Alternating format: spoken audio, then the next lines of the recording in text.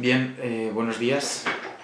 En el seminario de hoy nos vamos a centrar en el tema de la hepatitis C en su forma crónica y concretamente en el día de hoy nos centraremos en tres aspectos: el de la prevalencia de la enfermedad, el de los factores de riesgo en la progresión de la hepatitis crónica C hacia fibrosis y en las consecuencias clínicas de esta enfermedad. Y bueno, sin más dilación, empecemos. Bé, deixem-se de tonteries, no? I un poc el que pretenc en aquests vídeos, algo que entra dins de tot un seminari que he volgut fer diferent, que he volgut fer com a mi m'agradaria, no?, que me feren.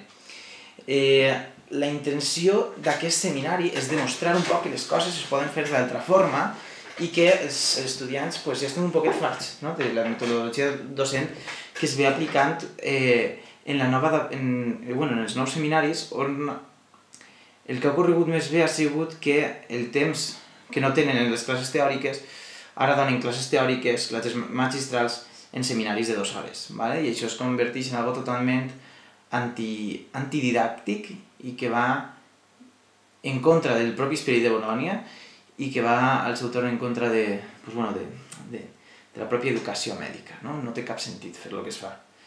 Aleshores, he volgut utilitzar una eina més, com és la de gravar el vídeo, gravar la classe i deixar-la a la disposició dels alumnes per a que ells puguin fer amb el que volgueren i tornar a veure la classe si ho necessiten en qualsevol moment. Com sabeu, aquesta és una eina més i que s'adjunta a la resta d'eines que he presentat al llarg del seminari, com són les preguntes, com són un poc l'abordatge integral de la problemàtica, de la patologia i un poquet l'incentiu. Ho vaig utilitzar la mateixa presentació, tot i que sé que no es va veure bé, però me la podeu demanar quan siga i jo vos la passe. I un poc, tampoc vaig a fer una classe espectacular, simplement vaig explicar el mateix que se pot explicar en un seminari, però fent-ho, ja vos dic, simplement això és una eina més. I bé, com sabeu, teniu el document on està tot explicat, és el document aquest, que són bàsicament els apunts, amb això ho teniu tot, però per si algú necessita, la classe la tindrà així. Bé, com he dit, explicaré la meva part del seminari que correspon a explicar la prevalència, les conseqüències clíniques de l'enfermedad, així com els factors de risc en la progressió de la hepatitis C cap a la fibrosi. Aleshores, sabeu que estic per ahí a la vostra disposició. Bé, pel que fa a la prevalència, al món hi ha aproximadament uns 170 milions de persones afectades per el virus de l'hepatitis C. I a Espanya, concretament, hi ha entre un 1,6%, un 2,6% de la població infectada, el que es tradueix en uns 500.000 o 700.000, entre uns 500.000 i 700.000 persones. És una població prou gran. Es concentra sobretot en 3 grans grups. En primer lloc, els presos, així com els drogadictes. Hi ha càrcers on se supera la taxa del 98% d'infecció. Quan parlem de presons, parlem de qualsevol centre d'internament, centres d'hacinament, com pot ser un CIE, un centre d'internament d'estrangers o coses similars. Altre grup de risc és els immigrants subsaharians i els immigrants asiàtics. Curiosament, els sud-americans no tenen aquesta alta prevalència, sinó tenen una incidència més baixa inclús que la pròpia d'ací. I després tenim el tema de les transfusions de sang i persones hospitalitzades, sobretot en aquelles que van rebre una transfusió abans dels anys 90, on les serologies de l'hepatitis C encara no estaven del tot protocolaritzades i no es duien a terme.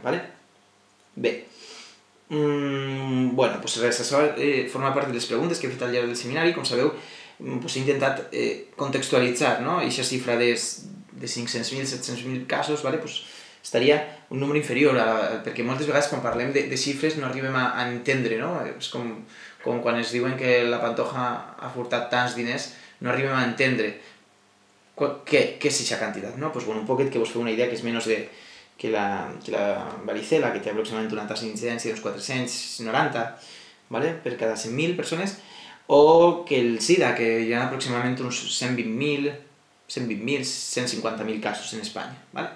Bé, perquè dèiem de l'abordatge integral, no?, de la patologia. Doncs bé, així vos volia fer veure un poc com sabeu, el sistema sanitari és exclusivament un 20% determinant per a la salut d'una població, ¿vale? En el que se coneix com el sistema de determinants de salut.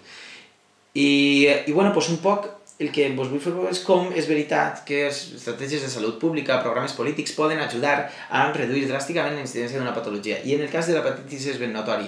Programes d'intercanvi de xeringues, programes de reducció de la drogadicció, sobretot de persones per drogues intravenoses, i la determinació del virus de l'hepatitis C posttransfusional han sigut tres eines que juntament amb altres, en menor mesura, han ajudat a reduir dràsticament, fins a un terç de l'original, la incidència, passant d'un 6,8 per cada 100.000 habitants en el 97 a 2,3 en l'any 2003.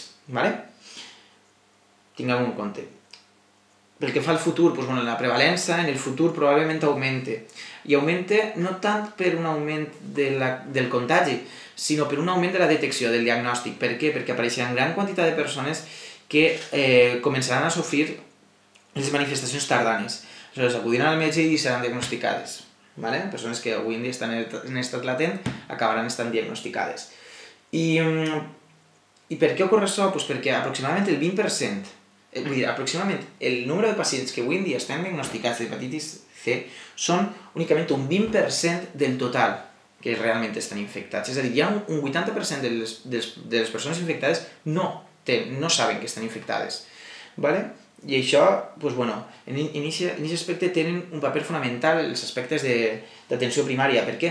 Perquè un cribatge dut a terme d'una manera eficaç, simplement ficant una X en la serologia de VHC en qualsevol anàlisi rutinari, podria donar-nos en persones de risc un diagnòstic i un tractament precoç que ens ajuden, que ens esbaraten, que abaraten el cost tant de les proves com del tractament, amb el conseqüent estalvi econòmic i social que això té.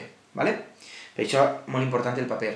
I per què parlo d'aquestes mesures, d'aquest cribatge? Perquè, en les últimes setmanes, estem en març del 2013, en les últimes setmanes, a finals de febrer d'aquest mateix any, és a dir, fa apenas 2 setmanes, van iniciar una sèrie de notícies publicades, en les quals, aquests són extractes del País, en les quals es evidenciava la problemàtica que tenim avui en dia.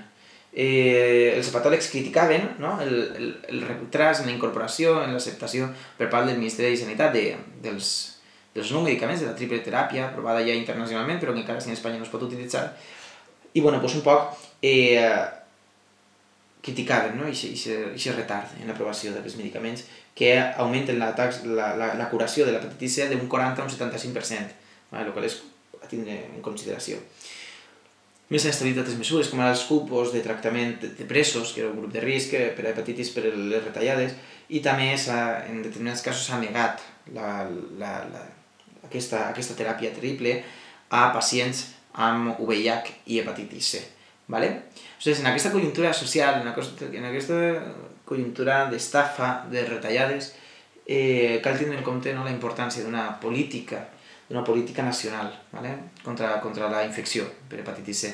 I hi ha mesures molt barates i que ens poden ajudar i que són realment efectives, com hem vist abans, sobretot intentant previndre en primer lloc, després detectar el més precoç possible i evitar que la patologia avanci, perquè quantra més avanci, més difícil va ser tractar-la i més cara va ser tractar-la. I així ens està passant probablement el que ja ens ha passat. Ara ens ha estat proposant una triple teràpia per a persones amb hepatitis crònica i se l'estem negant. I el problema és que si se la neguem ara, estem dient que se la neguem ara perquè ens és barat no donar-li-ho, però el problema és que no pensem de nou en el futur. I al igual que no vam fer en el passat, fent un cribatge eficaç, tampoc estem fent ara deixant aquests pacients que continuen estant malalts, perquè aleshores quan arriben a l'hepatocarcinoma, quan arriben a les conseqüències més avançades de la pròpia patologia, serà molt més car tractar-los. Però així en aquest país sempre es pensa en el present i mai en el futur, doncs així ens va. Així és l'article que teniu a la fulla, on es parla d'una política nacional contra el virus de l'hepatitis C i una sèrie de mesures que se consideren efectives. Bé, Si passem ja a parlar de lo que són les conseqüències clíniques de la pròpia malaltia, bàsicament ens hem de centrar en una molt important, que és l'astènia, és la fatiga.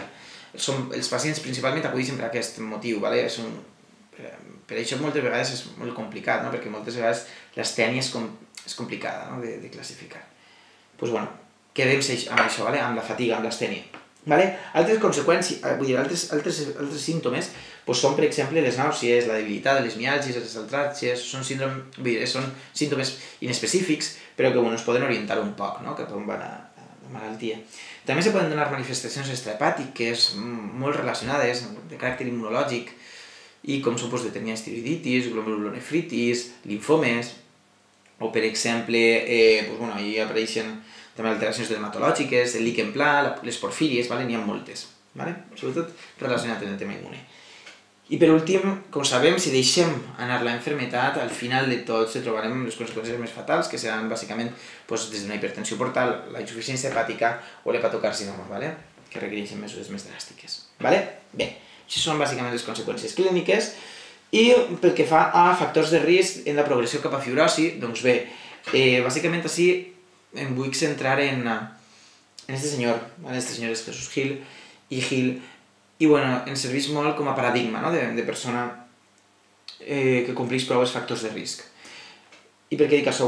Sabeu que l'hepatitis C té un curs com aquest, hi ha una primera infecció, i a partir d'aquesta primera infecció un percentatge molt reduït de persones es curen, però un percentatge majoritari cronifica la infecció, d'acord? I l'hepatitis crònica pot ser des de més lleu, més moderada o més evident, més greu, i en les formes més greus avança en un període variable de 10, 20, 30 anys cap a la cirrosi, i en aquest estat de cirrosi ja acaba desembocant en una insuficiència hepàtica, en una hipertensió portal o en un hepatocarcinoma.